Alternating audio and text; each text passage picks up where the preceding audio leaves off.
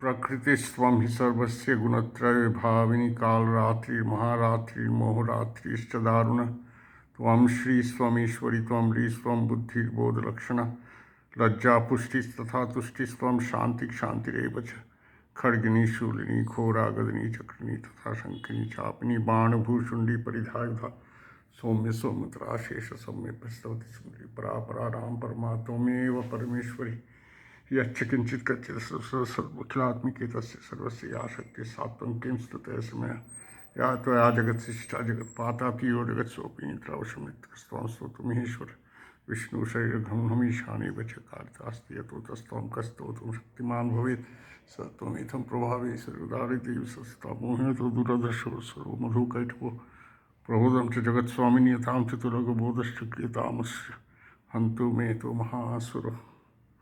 जय श्री राम कृष्ण जय। ব্রহ্ম আর শক্তি অভেদ। শ্রীরামকৃষ্ণ বলছেন যেমন দুধ আর তার ধবলতা, আগুন আর তার দাহিকা শক্তি, এগুলোরও অভেদ। যখন সাপ বসে থাকে তখনও সেই সাপ, যখন নড়েচড়ে তখনও সাপ। এইভাবে বুঝতে হবে পুরুষ আর প্রকৃতি যে আছেন তিনি এক, তার নানা রূপে প্রকাশ। এই জন্য আমরা নানা রূপে তার পূজা করি, যার যেটা পছন্দ। কেউ সন্দেশ ভালোবাসে, কেউ রসগোল্লা ভালোবাসে, কেউ হয়তো লাড্ডু মিহিদানা ভালোবাসে, ল্যাংচা ভালোবাসে, যে যেটা ভালোবাসে।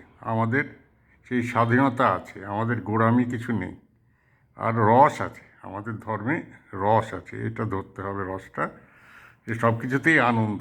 আমি পুজো করব, পুজোর যে যত রকম সব সরঞ্জাম আছে সব নিয়ে ভক্তি হয়, শ্রদ্ধা হয়। হ্যাঁ, তাতে যে চৈতন্য যে বলেছে একেবারে ঘাসের মতো তোমার থাকতে হবে, একেবারে সহিষ্ণুতা, তোমার গাছের মতো ধৈর্য, সহন শক্তি, হ্যাঁ, থাকতে হবে, একেবারে অহংকার শূন্য হতে হবে। এগুলো পুজো করলে এগুলো হয়। পুজোর ওই জন্যে পুজো করতে হয় যাতে নিজের অহংকার কমে যায়। অহংকার কমে গেলে তখন আর বিপদ থাকে না। অহংকার কমে গেলে মানে কি, যে ঈশ্বরের ইচ্ছায় সব হচ্ছে, আমি কিছু করছি না, আমি কিছু না, আমি কেউ না। মা, তোমার ইচ্ছা যা হয়, তুমি যা করো তাই হয়। আমি ভাবি যে আমি করছি, আমি কিন্তু যন্ত্র, তুমি যন্ত্রী। তোমার কর্ম তুমি করো মা, লোকে বলে করি আমি, সকলই তোমারই ইচ্ছাময়ী তারা তুমি। তোমার কর্ম তুমি করো মা, লোকে বলে করি আমি, পঙ্কে বদ্ধ করি পঙ্গুরে লঙ্ঘগিরি, কারে দাও মা ব্রহ্মপদ, কারে করো অধোগামী। সবই তার ইচ্ছায় হচ্ছে, আর কর্মফল আছে। ঠাকুর বলছেন তুমি ঈশ্বর ভগবান মানো আর না মানো, কিন্তু কর্মফলটা মানবে। যেমন কর্ম করবে তাই হবে। তুমি যদি লঙ্কা খাও তোমারই ঝাল লাগবে, অন্য কারো লাগবে না। এইভাবে ধর্ম আচরণ ঠিকমতো করতে হবে, নিজে শুদ্ধ থাকতে হবে, পবিত্র থাকতে হবে, তাহলেই হয়ে গেল। আর কিছু করার দরকার নেই। তুমি যা করো, করো ভালো বিবেক বুদ্ধি দিয়ে, যেটা ভালো সেটা করবে, যেটা সবার জন্যে ভালো। শুধু নিজে ভালো থাকলে হবে না, সবার ভালো থাকতে হবে।